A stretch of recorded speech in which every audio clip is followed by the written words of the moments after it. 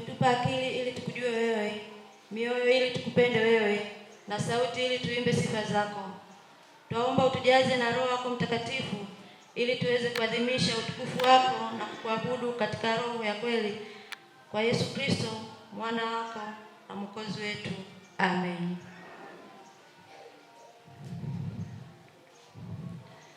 Bwana Mungu wetu yupo hapa, yupo pamoja nasi. Tumsujudie, tumche, tumsikie jinsi anavyotufundisha katika neno lake akisema, mpende Bwana Mungu wako kwa moyo wako wote na kwa roho yako yote na kwa akili zako zote, na mpende jirani yako kama nafsi yako.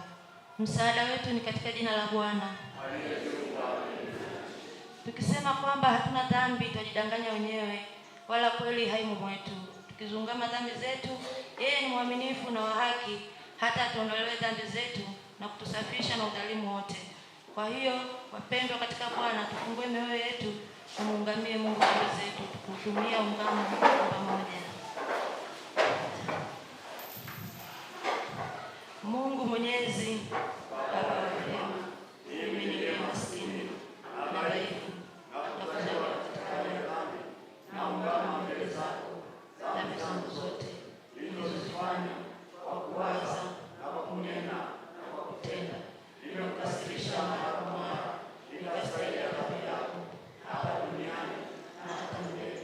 Lakini nazijutia dhambi zangu na kutubu kweli na kusihi kwa rehema yako iliyo kuu, unihurumie na kuniokoa mimi niliye maskini na mwenye dhambi.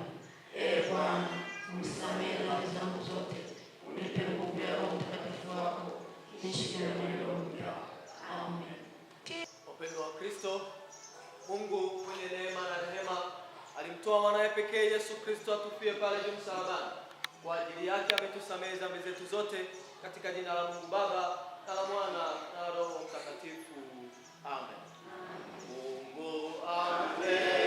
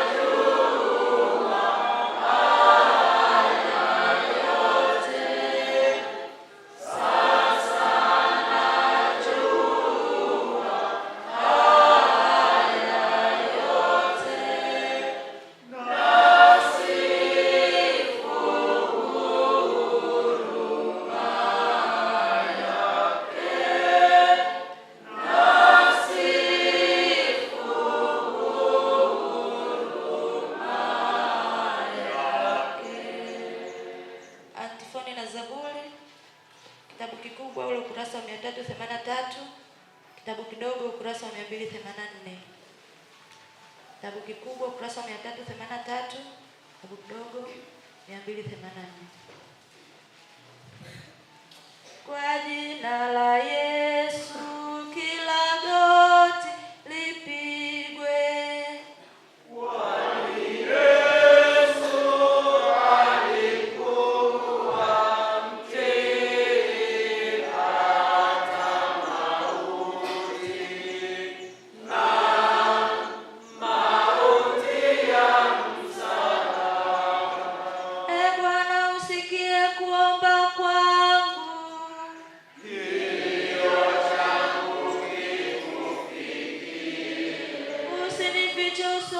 Siku ya shida yangu unitegee sikio lako, siku nitapokujibu upesi. Maana siku zangu zinatoweka kama moshi, na mifupa yangu inateketea kama giza, kwa sababu ya ghadhabu yako na hasira yako.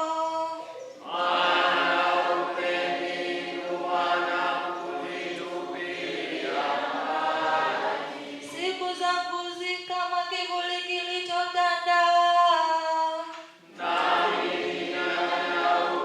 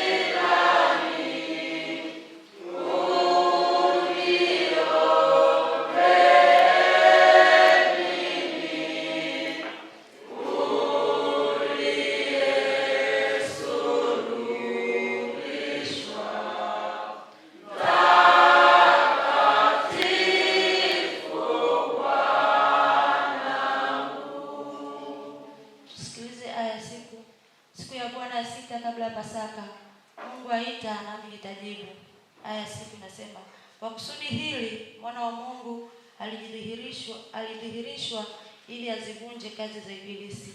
Tuombe.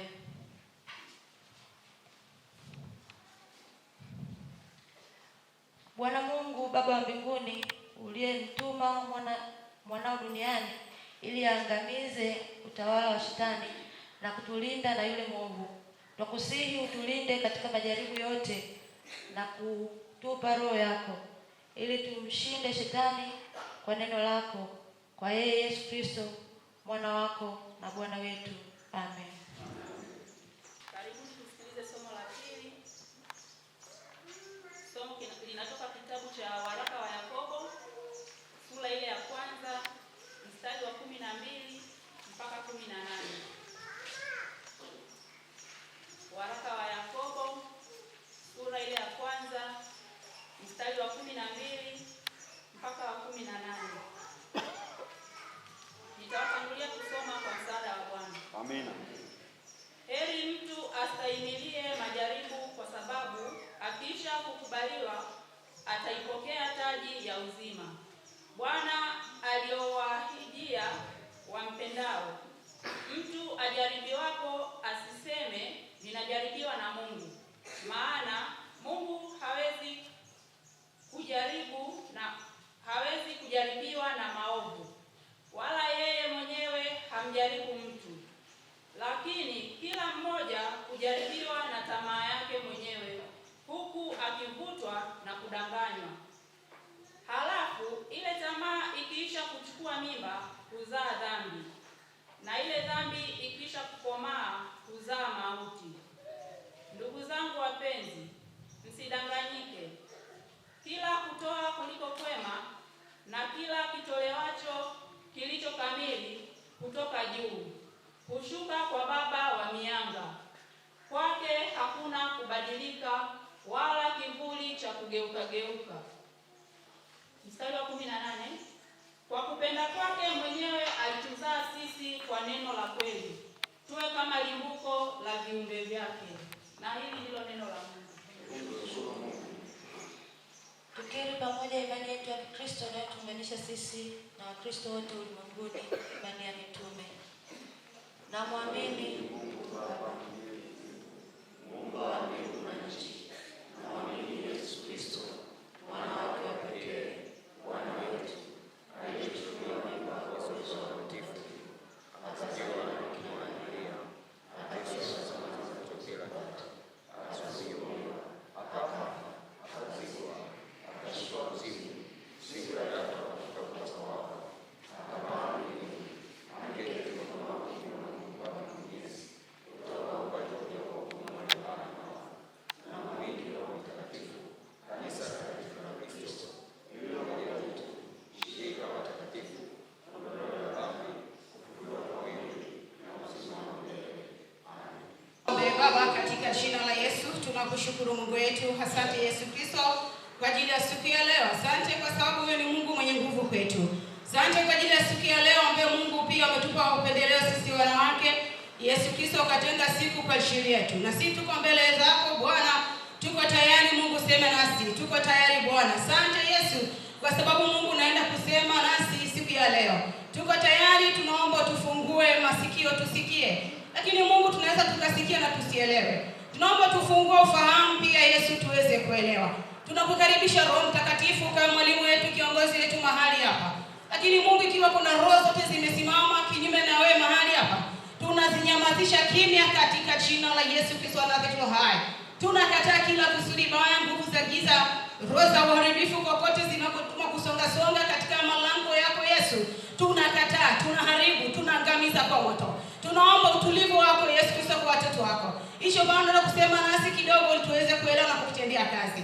Lakini Mungu, siku ya leo Mungu wa rehema, nikupendeza mimi mtoto wako kufika mahali hapa kupanda katika madhabahu yako. Nami niko tayari Yesu, nitumie sawa sawa na jinsi ulivyokusudia siku ya leo.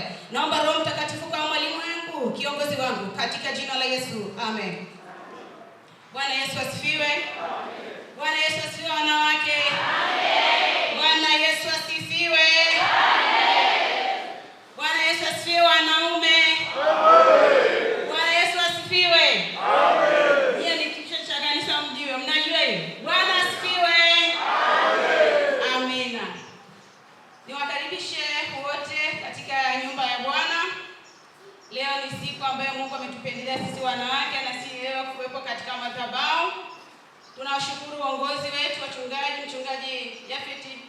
Kashao.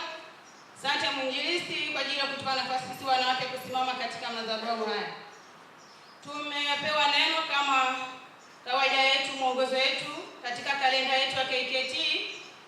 Neno liko katika Luka Mtakatifu sura 22 mstari wa 40 hadi 46. Luka Mtakatifu sura 22 mstari wa 40 hadi 46. Nami nitawatangulia kusoma kwa msaada wa Yesu. Alipofika mahali pale, aliwaambia, ombeni kwamba msiingie majaribuni.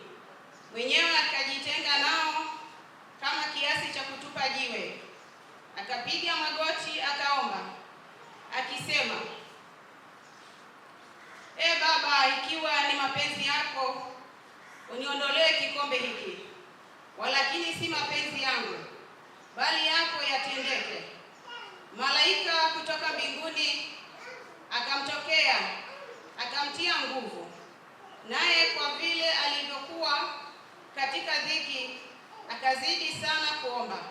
Hali yake ikawa kama matone ya damu yakidondoka chini. Alipoondoka katika kuomba kwake, akawajia wanafunzi wake,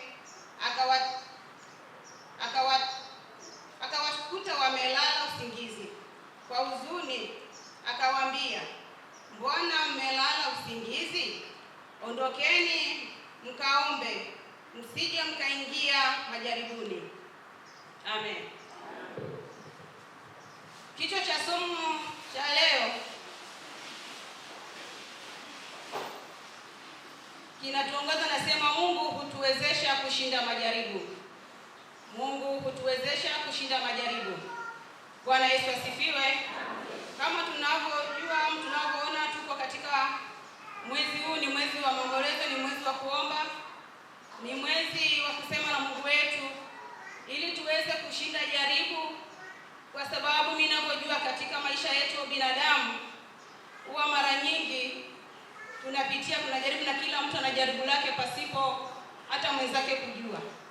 Yamkini ulishalipitia huna, lakini kuna mwingine analipitia kwa sasa. Lakini Mungu anatuambia hapa tuombe. Na anapotuambia Mungu hutushindia majaribu, hatuwezi kushinda pasipo kwenda mbele za Bwana kwa ajili ya maombi ama kumweleza changamoto ambazo tunazo. Bwana Yesu asifiwe. Hapa tujaambiwa kwamba wanaomba atakuwa wanawake au wanaomba atakuwa watoto ama wanaume. Mungu anasema tuje mbele zake wote tuombe, kila mmoja na uhitaji wake, kwa sababu sisi ni wanadamu pia wote.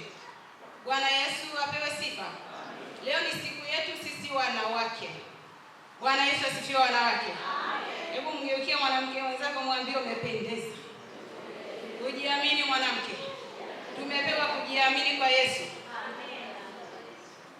Tuko sisi wanawake leo tunajua wanawake wako ambao kwenye Biblia ambaye inakuwa ni mfano pia kujifunza kwao. Leo natamani tumzungumzie mwanamke ambaye anaitwa Hana, ambaye tukisoma Samueli wa kwanza sura ya kwanza ule mstari wa 10 mpaka 15 tutapata historia ya Hana kidogo hapo. Naomba jana moja nisomeni Samueli wa kwanza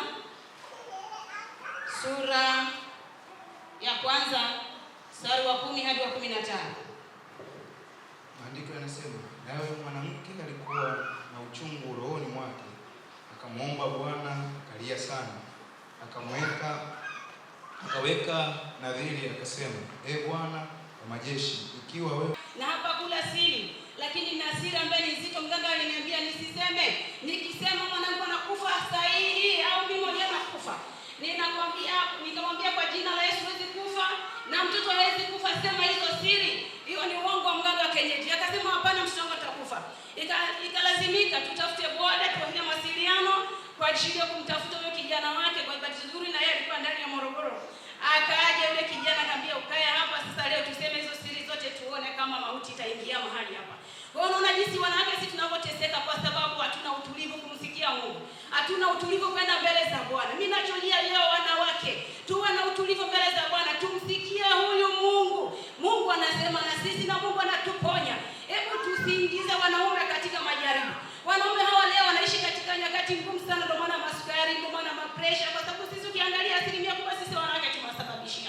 sababu yeye yupo mwanamke mmoja ambaye kweli iko nchi ya mkoa kidogo kwenye jirani yangu na jirani na wifi yangu.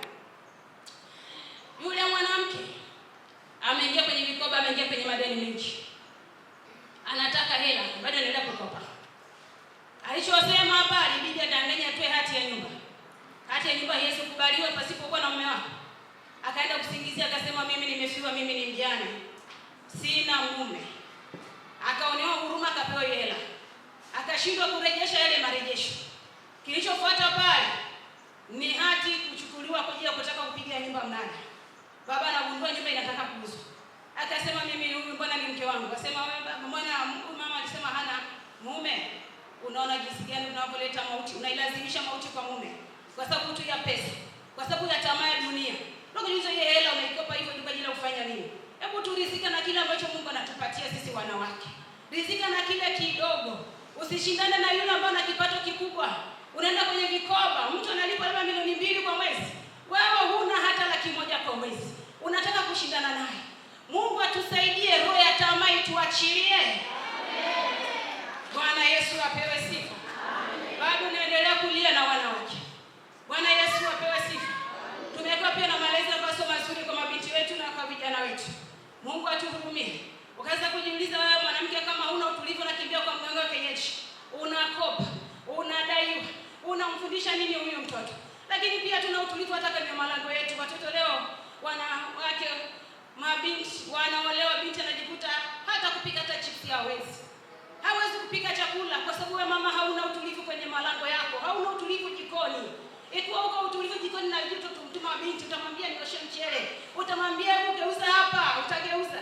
Atamwambia hebu fanya hivi, pilau kifikia hapa tunageuza tunafanya hivi, atafanya. Siku kiwa hata haupo, yule binti atapikia wadogo zake. Lakini leo tumewaacha kama wamechoka, wako shuleni kupeleka bweni, wasichana wa kazi wako busy, tunawapa kazi nyingi. Kumbe tunawafundisha wasichana wa kazi nzuri na kuwa mwanamke mzuri kumtengeneza kwa sababu mwenyewe kujua. Bwana Yesu apewe sifa. Mungu atuhurumie, atupe hekima sisi wanawake tuweze kulea kizazi chetu vizuri.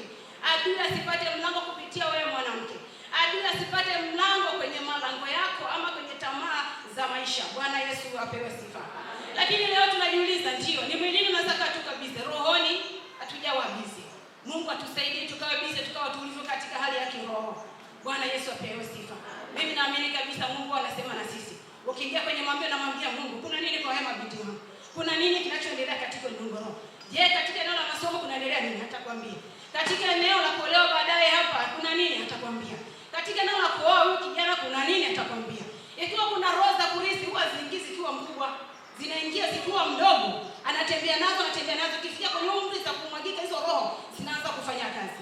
Lakini ikiwa mama uko makini rohoni, hizi roho unazima hapa ikiwa bado mdogo, haziwezi kusonga mbele na huyu mtoto. Kama ni roho za ulevi unaizima, kama ni roho za uzinzi unazizima, roho za uharibifu unazizima. Bwana Yesu apewe sifa.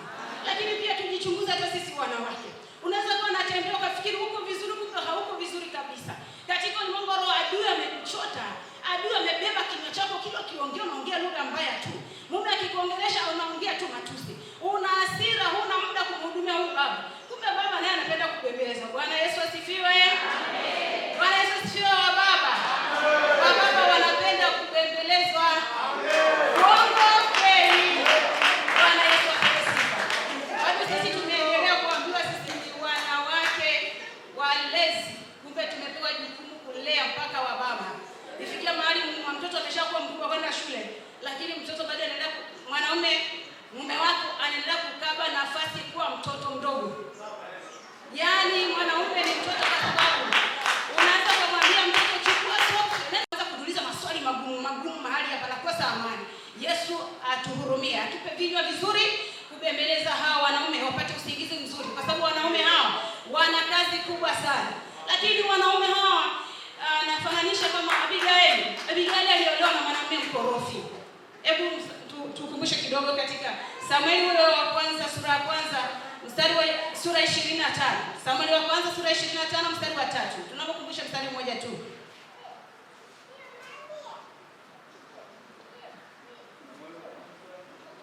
Sura 25 mstari wa 3.